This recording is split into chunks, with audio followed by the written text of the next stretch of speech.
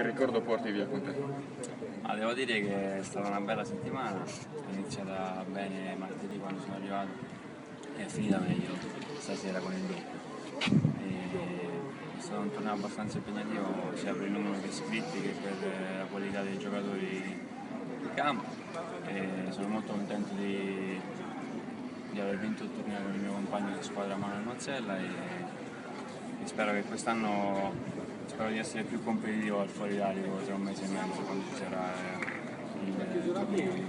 qualificazione. Sono felicissima di aver vinto qua, soprattutto qua a casa mia, al TC Cagliari, ero molto tranquilla. Sinceramente non mi aspettavo di vincere perché ho iniziato ad allenarmi da 2 settimane, poi con lei avevo perso il torneo prima a Terni perché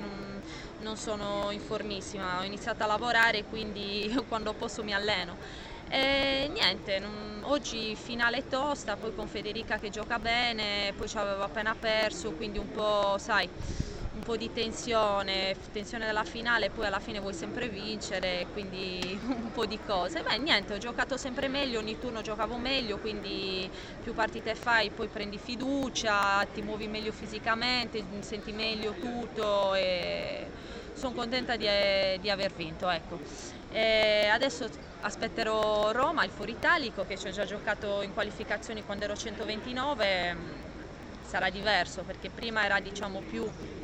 l'obiettivo mio del ranking, ora andrò lì, sempre darò il massimo perché chi è che non dà il massimo al Foro Italico, però sarà più un divertimento. Bene, quindi... Ma secondo me sta migliorando sempre di più il tennis in generale, ormai ci sono tante giovani che ormai sono in classifica mondiale, italiane e straniere, quindi tutti subito puntano alla classifica mondiale e meno ai tornei junior e secondo me forse questo non la vedo una cosa proprio giusta